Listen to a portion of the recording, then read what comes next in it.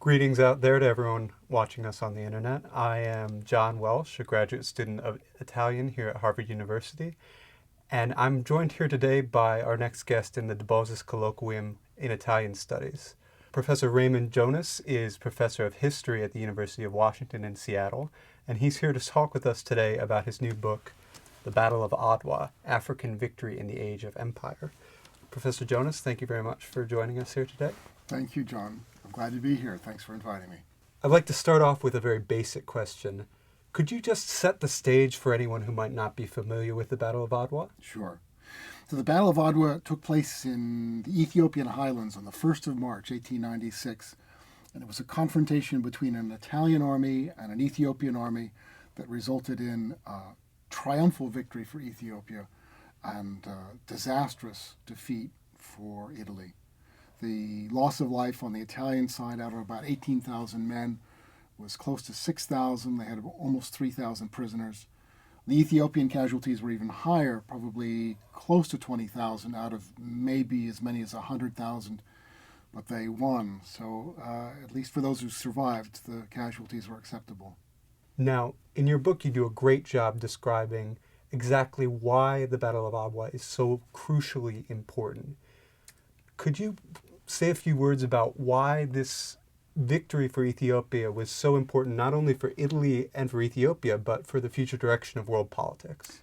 There were a couple of firsts that are built into the story of Adwa, and one of them is that this is the first time that an African army had definitively defeated a European army. I mean, there had been setbacks before. The British had a terrible setback in their war with the Zulu a few years earlier, but it was a setback. I mean, eventually, the outcome was never really in doubt. This was, I suppose, for someone thinking of U.S. history, something like Custer's Last Stand. That it was a serious defeat, but part of an overwhelming and unrelenting process. The victory of the Ethiopians was definitive. It meant that Ethiopian sovereignty was defended, successfully defended, and that made Ethiopia the only African country not to be colonized during the period of High Empire. That's astonishing to think about. It was astonishing then. It's still astonishing now. At the time, what made it especially, I think, important was that common sense in the late 19th century had it that Africa was going to suffer the fate that the Americas suffered, that they would be colonized and populated by Europeans. And Adwa, in a very dramatic fashion, put that scenario into doubt. One of the aspects I most enjoyed in your book was telling about what happened both before and after the actual Battle of Adwa. And especially, I was impressed by the rise to power and the preparations made by Menelik. Do you think it would be fair to say that the battle was really won before it even started? Yes, there is a sense in which it was won, although I don't think anyone could have predicted Ethiopian victory. Looking back, we can say, yes, we can see how this unfolded in a way that strongly favored Ethiopian victory. But the Ethiopian emperor, a man named Menelik, was, in fact, in the beginning of the story, he's a provincial monarch. He's from a southern province called Shoa, and he's really someone who struggles to come to power as an emperor, in part by undermining the current emperor, a man named Johannes, who rules from the north. So Menelik is a scrambler. He's a guy who, in fact, enters into negotiations with the Italians early on in order to undermine Johannes in hopes of succeeding him. The Italians are willing to support Menelik in his enterprise, in part by giving him firearms, some which will be used against Italian soldiers at Adwa, because they're in effect sponsoring him. They think that if Menelik wins, if he topples Emperor Johannes and becomes Emperor of Ethiopia, he'll be their man. They will have been his sponsor. When Menelik comes to power, he does what I think could have been predicted. He begins to separate himself from the Italians and carve out for himself position as no longer as a southerner, but as the emperor of all the Ethiopian people. And it's from that position that he begins then to settle accounts with the Italians It's not as though he's entirely ungrateful. Modern Eritrea, just to the north of Ethiopia, is in effect a gift of Menelik to the Italians for their support. But ultimately, he uses the Italians, and when he's in a position finally strong enough to resist them, he does. The way he does that is, a complicated story, but in effect, he has to overcome some internal challenges. There are others who want to topple him, just as he tried to topple his predecessor.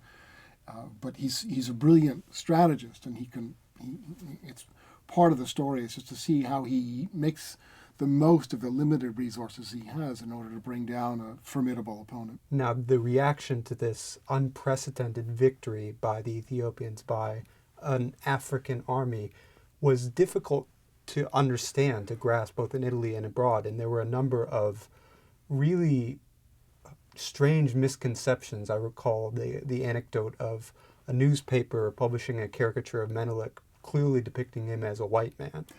Yes, it's part of the challenge of defeat at Adwa is that this is a defeat not only of a European army, but it's a defeat by a black army, and it inverts the racial hierarchy of the day, which assumes European dominion over the world, and this not challenges the notion of dominion, but also upsets the notion of white superiority, and this has impacts around the world. In fact, in the States, one of the ways that I approached the topic was by looking at how the American press covered the story, and one of the earliest images of Menelik that went out in the American press showed an Ethiopian monarch who looked for all the world like he could be the Tsar of Russia, recently coronated.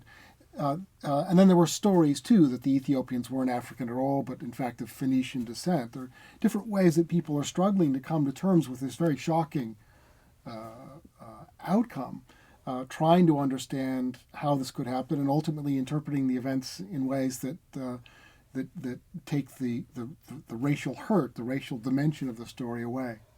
Now, of course, there were African soldiers on both sides of Yes. the conflict, however. Yes, the Italians learned early on, after some initial skirmishes, that the best way to increase the size of their army was to hire local soldiers, mercenaries in effect. They called Ascari, and they found that there were lots of advantages. They were local. They knew the terrain. They were a lot faster than Europeans. They didn't have the climate issues that European soldiers had to deal with. They operated very effectively at the very high altitude that Ethiopia sits at, about 2,000 meters. And they didn't have to be paid a lot. So you could have a large army without putting a lot into it. So the Italian army, in fact, is an army that's commanded by white European officers. But the rank-and-file soldiers, to a great extent, are African. They may be Sudanese, they may be Eritrean, they may be Somali, and some of them, in fact, are probably Ethiopian. But they're fighting for Italy. And they... so, in effect, if you were to look at the Adwa battlefield, you would see not entirely a white and black army, but you would see a black army commanded by whites. It's a very different vision of what the future of Africa might look like. Now, just to kind of bring things full circle back to the occasion of your speech, which is the De Bos's Colloquium in Italian Studies, Right. This is obviously a book that has a great deal to do with Italy. Right. I'd like to ask you, what do you think are the most important lessons of Adwa for Italian scholars, people interested in the future of Italy, and as well as Italy's past? I think one of the really extraordinary things about the Adwa story is that it's a story of the Italian diaspora. So for Italian studies, this is a story that quite naturally moves from the Italian peninsula into the broader world. One of the things that fascinated me in the Italian archives is to look at the profound response of people of Italian origin from across the world to the story of Adwa. They reacted in different ways, but they all reacted. And so many of them are offering donations. So from Malta, from Istanbul, from Tunisia. I remember the Italian Americans were up in arms. New Jersey, from Chicago, Uruguay, Sao Paulo. I mean, all the places we know are important parts of the Italian diaspora. They all respond in different ways. In fact, many of them by raising money to send either for the care of the soldiers who have been wounded, or for the families of that have lost sons in the combat, or for to raise an army to seek some sort of revenge. There are different reactions, depending, in fact, on the circumstances in which the broader Italian diaspora finds itself. It is very much a story of Italianità. For Italy, of course, there is the aftermath of the 1930s. The defeat of Adwa is one of the arguments that Mussolini and the fascists would use to justify going back in the 1930s to avenge the defeat of Adwa.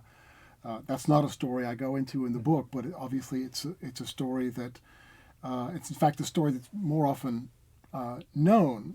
The predecessor, the first act, if you like, to that story happens in 1896 at Adwa.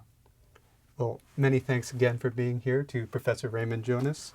The book again is The Battle of Adwa.